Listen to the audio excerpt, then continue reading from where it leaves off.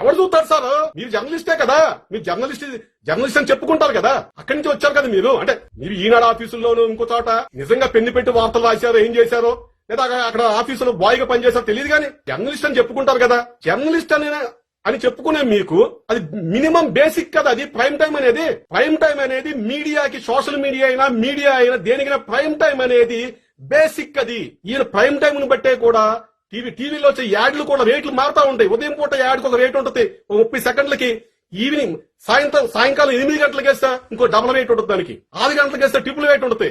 ఒక prime time అనేది media కీలకం కదా. మీరు ఎందుకు జనసేన పార్టీకి సంబంధించిన వీడియోలు ప్రైమ్ టైం లో ఇవ్వడం లేదు?